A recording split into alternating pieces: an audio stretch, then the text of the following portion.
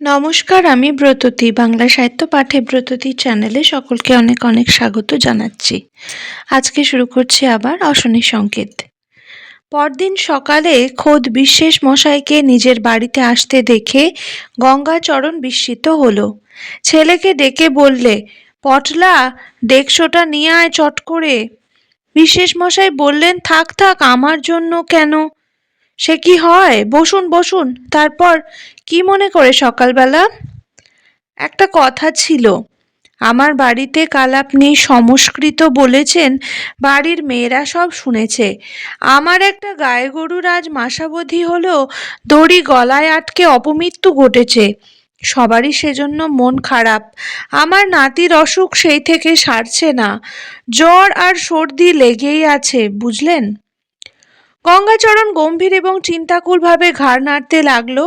ভাবটা এইরকম যে, ও তো না হয়েই যায় না। বিশ্বেশ মশাই বললেন, এখন কি করা যায়? কাল রাত্রিরে আমার পরিবার বললে, ওনার কাছে যাও, উনি পণ্ডিত লোক, একটা হিললে হবে। গঙ্গাচরণ পূর্ববৎ চিন্তাকুল। সংক্ষেপে শুধু বললেন, ওর ভাব ভাব দেখে বিশ্বেশ মশাই ভয় পেয়ে গেলেন। খুব গুরুতর কিছু একটা ঘটবার সূত্রপাত নাকি সংসারে? শাস্ত্র জানা ব্রাহ্মণ কি বুঝেছে কি জানি, আর কিছু বলতে তার সাহস জোগালো না। গঙ্গাচরণ কিছুক্ষণ চুপ করে থেকে বললে, কিছু খরচ করতে হবে, বিপদে ফেলেছে। বিশ্বেশ মশাই উদ্বেগে সুরে বললেন, কিরকম কিরকম?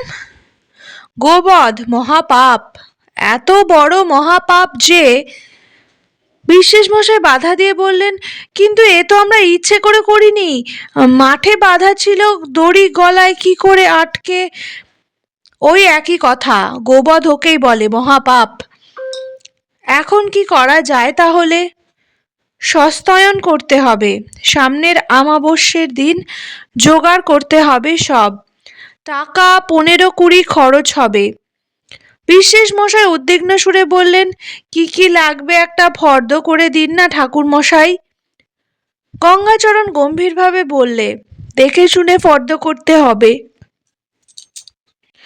একটা গুরুতর ব্যাপার, আপনার নাতির অসুখ সারা না সারা এর উপর নির্ভর করছে। যা তা করে দিলেই তো হবে না, দাঁড়ান একটু, আসছি। গঙ্গাচরণ বাড়ির মধ্যে ঢুকতেই দেখলে অনঙ্গ বউ দরজার কাছে দাঁড়িয়ে ওদের কথাবার্তা সব আড়াল থেকে শুনেছে। স্বামীকে দেখে বললে, ও কে গা, কি হয়েছে?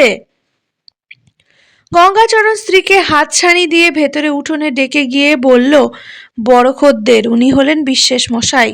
তোমার কাপড় আছে কখানা? আমার? তাড়াতাড়ি বলো না, তোমার না তো কি আমার? আমার 8 পৌড়ে শাড়ি আছে 2খানা, আর একখানা 3খানা তোরঙ্গের মধ্যে তোলা ভালো শাড়ি আছে 2খানা। কি নেবে বলো, ভালো শাড়ি না 8 পৌড়ে? ভালো শাড়ি একখানা হলে বড্ড ভালো হয়, কস্তা পেরে। এই এই রকম জলচুরি দেওয়া বাসুদেবপুরের চক্রবর্তী গিন্নির পরনে দেখে সেই পর্যন্ত মনটায় বড্ড ইচ্ছে। হ্যাঁ গা, কে দেবে গা? একটু আস্তে কথা বলতে পারো না ছাই? দাঁড়িয়ে রয়েছে বাইরে। আর শোনো, গাওয়া ঘি আছে ঘরে? অনঙ্গ ঠোঁট উল্টে তাচ্ছিল্যের সুরে বললে, গাওয়া ঘি? বলে ভাত পায় না, মুরকি জল পান। গঙ্গাচরণ বাইরে এসে বললে, এই যে বিশেষ মশাই, বসিয়ে রাখলাম, কিন্তু এসব কাজ ভেবে চিন্তে করে দিতে হয়। শুনে নিন, ভালো লাল পাড় শাড়ি একখানা, গাওয়া ঘি আধশের, ওটা 3 পোয়াই ধরুন, চিনি 5 পোয়া, পাকা কলা 1 ছড়া, সন্দেশ 5 পোয়া, গামছা 2খানা, পেতলের থালা 1খানা, ঘটি 1টা, ধুনো 1 পোয়া, ভুলে গিয়েছি, মধুপর্কের বাটি 1টা, আসন 1টা। বিশ্বেশ মশাই মন দিয়ে ফর্দ শুনে বললেন, আর সব নতুন দেব, কিন্তু ওই থালা ঘটি কি নতুনই দিতে হবে? আপনার বাড়ির থেকে না হয় দিন, কিছু দাম ধরে দিলে হয় না? তা হয়, তবে খুঁত না রাখাই ভালো, আপনি নতুনই দেবেন। দিন ঠিক করে দিন। সামনের অমাবস্যায় হবে। ও আর দিন ঠিক কি, বলেছি তো, দক্ষিণা লাগবে 2 টাকা। বিশেষ মশাই অনুরোধে সুরে বললেন, টাকা খরচের জন্য আপত্তি নেই, যাতে নাতিটি আমার ঠাকুর মশাই যাতে সেরে ওঠে। প্রায় কাঁদো কাঁদো হয়ে উঠলেন উনি।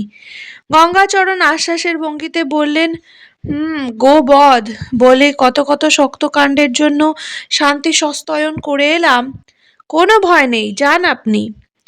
অনঙ্গ স্বামীর কৃতিত্বে খুশি না হয়ে পারল না যেদিন গঙ্গাচরণ বিশ্বাস মশাইয়ের বাড়ির থেকে এক রাশি জিনিসপত্র বহন করে বাড়ি নিয়ে এলো। এক গাল হেসে বললে, দেখি শাড়িখানা, বাহ, চমৎকার কস্তা পেরে। গাওয়া ঘি কতটা? তা আছে পাখি 3 পোয়া, বাড়ির তৈরি খাঁটি ঘি। এইবার একবার ভাতছালা বেরিয়ে আসি, কি বলো? বিশেষ মশাইকে বলেও এসেছি, গরুর গাড়ি দেবে বলেছে। তুমি যাবে না? আমার কি সময় আছে যে যাব? ছেলে পড়াতে হবে না? তুমি যাও ছেলেদের নিয়ে। এ সময় টাকাও পেয়েছি 2টো, একটা থাক, একটা খরচা করে এসো। কিন্তু যাই যাই করে শীত কেটে গিয়ে ফাল্গুন মাস পড়ে গেল। তখন অনঙ্গ একদিন বিশেষ মশাইয়ের গরুর গাড়িতে ছেলেদের নিয়ে ভাতছালা রওনা হলো। 2 ক্রোশ পথ গিয়ে কাঁটালিয়া নদী পার হতে হলো জোড়া খেয়া নৌকোতে, গরুর গাড়ি শুদ্ধ। অনঙ্গ বউয়ের বেশ মজা লাগলো এইভাবে নদী পার হতে। ওপারে উঁচু ডাঙায় নদী তীরে প্রথম বসন্তে বিস্তর ঘেটু ফুল ফুটে আছে, বাতাসে বুড়বুড় করছে আমের বউলের মিষ্ট সুবাস, আঁকা বাঁকা শিমুল গাছে রাঙা ফুল ফুটে আছে। অনঙ্গ ছেলেদের বললে, এই এখানে এই ছায়ায় বসে 2টো মুড়ি খেয়ে নে, কখন ভাতছালা পৌঁছবি তার ঠিক নেই। বড় ছেলেটা বললে, ওহ, কি আমের বোল হয়েছে দেখো সব গাছে, এবার বড্ড আম হবে না মা? খেয়ে নে মুড়ি, আমের বলতে একবার সময় নেই এখন। ছেলে দুটি ছুটোছুটি করে বেড়াতে লাগলো নদীর পাড়ে গাছপালার ছায়ায় ফড়িং ধরবার জন্য। অনঙ্গ ওদের বকে ঝোঁকে আবার গাড়িতে ওঠালে। নিস্তব্ধ ফাগুন দুপুরে মেঠো পথে আমবন, জাম, বট, বাঁশ, শিমুল গাছের ছায়ায় গরুর গাড়ির ছইয়ের মধ্যে বসে অনঙ্গ বউয়ের ঝিমুনি ধরল। বড় ছেলে বললে, মা তুমি ঢুলে পড়ে যাচ্ছ যে, উঠে বসো। অনঙ্গ অপ্রতিভ হয়ে বললে, চোখে একটু জল দিলে হতো, ঘুম আসছে। ভাতছালা পৌঁছতে বেলা পড়ে গেল। গাড়োয়ান বললে, তবু সকাল সকাল এসে গেলাম মা ঠাকরন, 9 কোষ রাস্তা আমাদের গাঁ থেকে, গরু দুটোর সুধার বয়স, তাই আসতে পারলে। ভাতছালাতে অনঙ্গ বউয়ের ঘর ছিল গ্রামের বাগদিপাড়া থেকে অল্প দূরে, খুব বড় একটা বিলের ধারে। একখানা খড়ের ঘর, সঙ্গে ছোট একখানা রান্নাঘর। অনেকদিন কেউ না থাকাতে চালার ঘর কিছু কিছু উড়ে পড়েছে, মাটির দাওয়াতে ছাগল গরু উঠে খুঁড়ে ফেলেছে। উঠোনের চারিধারে বাঁশের বেড়া দেওয়া ছিল, ফাঁকে ফাঁকে রাংচিতার গাছ, বেড়ার শুকনো বাঁশ লোকে ভেঙে নিয়েছে অনেকে। মতি বাগদিনী ছুটতে এলো ওদের গরুর গাড়ি দেখে, মহা খুশির সঙ্গে বললে, বামুন দিদি আলেন নাকি? ও মা, আমাদের কি ভাগ্যি। অনঙ্গ বউ বললে, আয় আয় ও মতি, ভালো আছিস? দাঁড়ান আগে একটু গড় করে নি, পায়ের ধুলো দান একটু, খোকারা বেশ বড় হয়েছে দেখছি। বাহ, ভালো ছিলি? আপনাদের শ্রীচরণের আশীর্বাদে। এখন আছেন কোথায়? ওই নতুন গা, কাপালি পাড়ায়, 9 কোষ রাস্তা এখান থেকে। এখানে এখন থাকবেন তো? বেশি দিন কি থাকতে পারি? সেখানে উনি স্কুল খুলেছেন মস্ত বড়, 1 ঘর ছাত্তর, 2 দিন থাকবো, তাই তাকে রেঁধে খেতে হবে। খাওয়া দাওয়া জোগাড় করব? আমাদের সঙ্গে চাল ডাল আছে পুটলিতে, তুই 2টো শুকনো কাঠ কুড়িয়ে দিয়ে যা। পদ্মবিলের থেকে কিছু দূরে মুচিপাড়া, প্রায় 100 ঘর মুচির বাস। পদ্মবিলে মাছ ধরে আশেপাশের গ্রামে বেচে এরা জীবিকা নির্বাহ করে। পোয়াটাক পথ দূরে গ্রামের অন্য জাত বাস করে। ব্রাহ্মণের বাস এই গ্রামেও নেই। এর প্রধান একটা কারণ, গঙ্গাচরণ এমন গ্রামে বাস করেনি যেখানে ব্রাহ্মণের বাস আছে, কারণ সে গ্রামে তার পসার থাকবে না। তার বদলে অন্য ব্রাহ্মণ যেখানে ডাকবার সুবিধা আছে, এমন গ্রামে সে ঘর বাঁধতে যাবে কি জন্য? তাতে আদর থাকে না। অনঙ্গ বউয়ের আগমনের সংবাদে গোয়ালাপাড়া থেকে বউ ঝিয়েরা দেখা করতে এলো।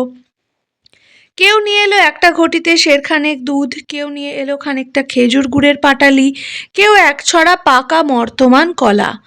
অনেক রাত পর্যন্ত ঝি বউয়েরা দাওয়ায় বসে গল্প করলে। সকলের মহা খুশি অনঙ্গ বউ আসাতে।